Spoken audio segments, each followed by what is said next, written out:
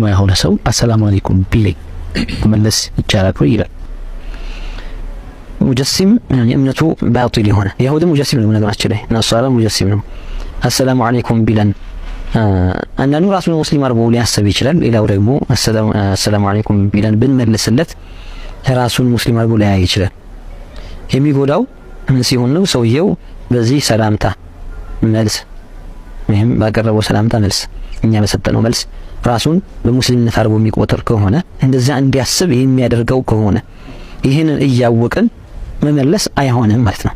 መመለስ አይሆንም። ብዙ ጊዜ እንደዚህ አይነት ድፍረት የተሞላበትና የተጣመመ ፈትዋ የሚመጣው ከቁርአን ሐዲስ የተያዘ ሳይሆን ከስሜታዊ ግለሰቦችና የራሳቸውን ባጢልና ውድቅ የሆነ እምነት ማሰራጨት ከሚፈልጉ ሰዎች ሲያዝ ነው። እንደሰማችሁት ፈትዋው ሙጀሲሞች አሰላሙ አለይኩም ወራህመቱላህ ብለው ኢስላማዊ ሰላምታን ቢያቀርቡ መመለስ ይቻላል አይቻልም ነው።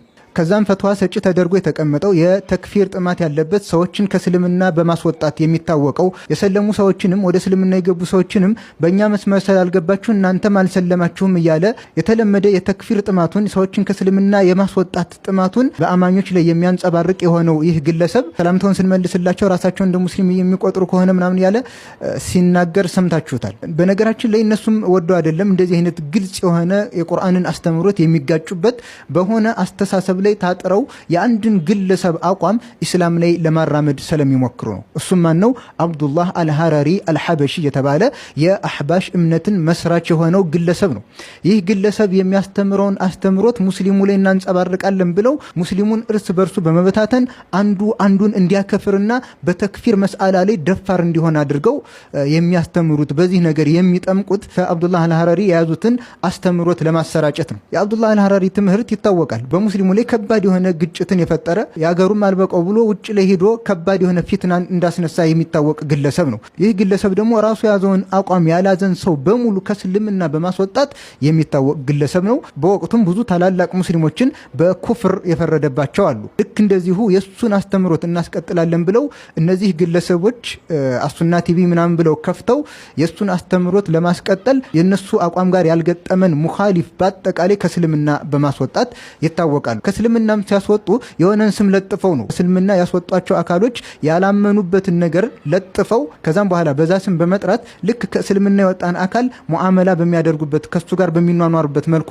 ያንን ሙስሊም የሆነ አካል ሸሃደተይንን የተቀበለ 5 አውቃት ሶላቱን የሚሰግድና እስልምና ላይ ያለውን አካል ልክ ካፊርን በሚተዳደሩበት አይነት ይተዳደሩታል። ይህንን ነገር ነው ሸኻቸው አውርሷቸው ሄደው ዛሬም ይህ ግለሰብና አምሳዮቹ አህባሾች ማለት ነው ይህንን የተክፊር መስአላ ከነቢዩ ሰለላሁ ዐለይሂ ወሰለም ሳይሆን ከሸኻቸው አብዱላህ አልሐራሪ በመያዝ ወደ እስልምና የሚገባውን አካልም በእኛ መስመር ካልገባችሁ ወጣችኋል፣ ካፊሮች ናችሁ፣ የገባውንም አካል ደግሞ አናስቀምጥም ብለው እናንተም ካፊሮች ናችሁ እያሉ የእስልምና ባንዲራ እኛ ብቻ ነን የያዝነው እያሉ የኩፍር ጥማታቸውን ሲያራምዱ እንመለከታለን። በዚህ ምክንያት ነው ይህንን ፈትዋ ሊያነሱበት የቻሉበት ምክንያት። ምክንያቱም ከእስልምና ካስወጣናቸው አሰላሙ አለይኩም ብለው ቢጠይቁንስ እንዴት ነው ምናምን የሚለውን ነገር የሚያነሱት በዚህ ምክንያት ነው። ቀጥታ ቁርአኑ ላይ ያለውን አስተምህሮት የማንን ሐሳብ በማራመድ እና በመያዝ ተጋጩ?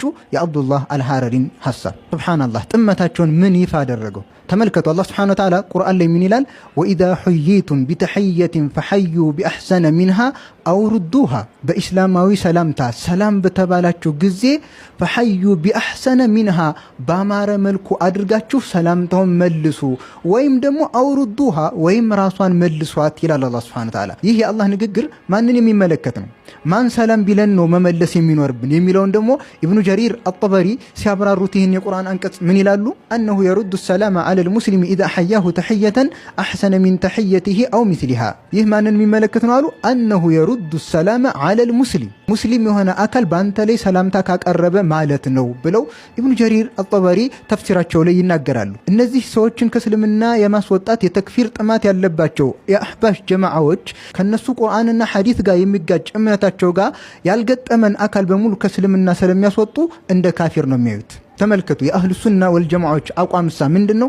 ሙስሊም የሆነ አካል ሰላምታ ካቀረበ ሰላምታውን መመለስ ነው። ሰላምታን ልንመልስላቸው አይገባም ለማለት የተጠቀሙት ቃል ሙጀሲሞች ናቸውና ነው። ሙጀሲም ማለት ምን ማለት ነው? አላህ Subhanahu Wa Ta'ala በአካል ክፍል የሚገልጽ የሆነ አካል ማለት ነው። ሙጀሲም በማለት የተፈለገው እጅ፣ እግር፣ አይን እንደዚህ አለው ብሎ ልክ እንደ ሰው ልጆች እንደ መክሉቅ የአካል ክፍል አለው እጅ፣ እግር አለው ብሎ ሚያምን ከሆነ አዎ ይሄ አካል ከእስልምና ይወጣል።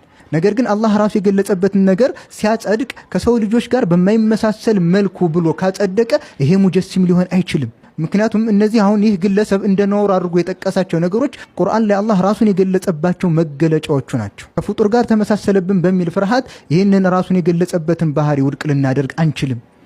ስለ አላህ የምናውቀው አላህ ራሱ ኪታቡ ላይ በነገረንና ነብዩ ሰለላሁ ዐለይሂ ወሰለም ስለሱ በነገሩን ሁኔታ እንጂ በራሳችን በግምት አይ ይሄ ላንተ ይሆናል ይሄ ግን ላንተ አይሆንህም እያልን ምናጸድቅና ውድቅ ምናደርግ አይደለንም። አላህ ራሱ የገለጸበትን ነገር ስሙ ከፍጡራን ጋር ቢመሳሰልም ሁኔታው ከይፍያው ጋር አንድ አይደለም ብለን እናምናለን፣ እናጸድቃለን። ልክ ለአላህ ዛት አለው የሰው ልጆችን ዛት እንደማይመስል ሁሉ ብለን እንዳጸደቅነው ሁሉ አላህ ሰሚዕ ነው፣ በሲር ነው፣ ሰሚም ነው፣ ተመልካች ነው ብለን ከሰው ልጅ መስማትና መመልከት ጋር ሳይመሳሰልብን እንዳጸደቅነው ሁሉ የትኛውም ቁርአን ላይ የተጠቀሱት ባህሪያትና መገለጫዎችን ከፍጡራን ጋር ሳናመሳስል እናጸድቅለታለን። የአህሉ ሱና ወልጀማዓዎች አቋም ይህ ነው። የሰለፎች መንገድ አቋም ይህ ነው። የሷሐቦችም የነብዩ ሰለላሁ ዐለይሂ ወሰለም አስተምሮት ይህ ነው። እነዚህ አካሎች የአብዱላህ አልሐረሪ ተከታይ የሆኑት የተክፊር ጥማት ያለባቸው ሰዎችን ከእስልምና የማስወጣት ጥማት ያለባቸው ግለሰቦች ግን ተጅሲም በማለት ሙጀሲም በማለት የሚፈልጉበት አላህ ራሱ ቁርአን ላይ ለራሱ ያጸደቀውን ነገር ነው። ነብዩ ሰለላሁ ዐለይሂ ወሰለም ለአላህ ያጸደቁለትን ነገር ነው ተጅሲም እያሉ የሚገልጹትና የሚያስተምሩት ማለት ነው። ልክ እንደዚህ አይነት ቁርአን ጋር የሚጋጭ አስተምሮትን ነው የሚያስተምሩት። እነዚህ አካሎች ናቸው እንግዲህ አህሉ ሱናዎችን በሌለባቸው ባህሪና አቂዳ እምነት አድርገው ባልያዙት ነገር ሙጀሲም ብለው ስም የለጠፉት ማለት ነው። ይህ የአህሉል ቢድዓዎች የቢድዓ አካላት የጥመት አካሎች ባህሪ እንደሆነ ይታወቃል። አህሉ ሱና ወልጀማዓዎች ላይ ትክክለኛ አቋምን የሚያራምዱ አካሎች ላይ ከነሱ መንገድ ሰዎች እንዲርቁ የተለያየ ስምን መለጠፍ ነው። ስለዚህ በመጀመሪያ ደረጃ ከእስልምና ለማስወጣት የሚመቻቸው የሆነን ስም ለጠፉ። ይህ የአህሉል ቢድዓ የቢድዓ ሰዎች ምልክት እንደሆነ ተመልክተናል። ሰዎች የአህሉ ሱና ወልጀማዓዎችን አቋም የሰለፎችን አቋም እንዳይይዙና የነሱን የጥመት መንገድ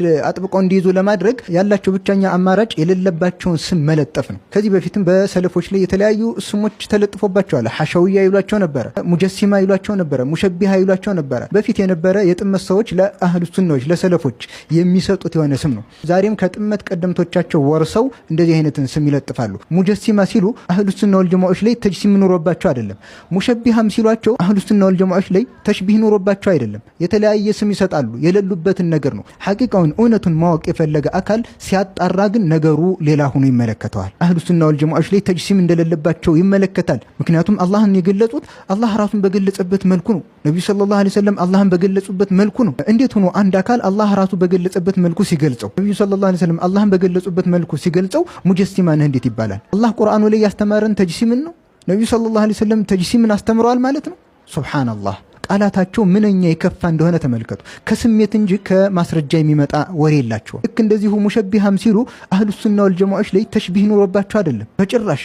ቁርአን ላይ ሐዲስ ላይ የተጠቀሱትን የአላህን ባህሪያት መገለጫዎችን ሲያጸድቁ ከፍጡራን ጋር ሳያመሳስሉ ከይፍያን ሁኔታን ሳይገልጹ እንደሚያጸድቁት ይታወቃል። የትኛውንም የአላህን መገለጫ ከፍጡራን ጋር ሳናመሳስል እንደምናጸድቀው ማለት ነው። ስለዚህ እንደዚህ አይነቱ ስርዓት የሌለው ቅጥ ያጣ ፈትዋ ከስሜት ተከታዮችና ከአህሉል ቢድዓዎች የሚመጣ ፈትዋ እንጂ ከትክክለኛ ኪታብና ሱናን በሰለፎች አረዳድ ከተረዱ ሰዎች የሚመጣ ፈትዋ አይደለም። አልሐምዱሊላህ ሐቁን ማወቅ መረዳት የፈለገ አካል ማጣራት ነው። አህሉ ሱና ወልጀማዓዎች የጻፏቸው ኪታቦች አሉ። እውነት ሙጀሲሞች ናቸው ወይ?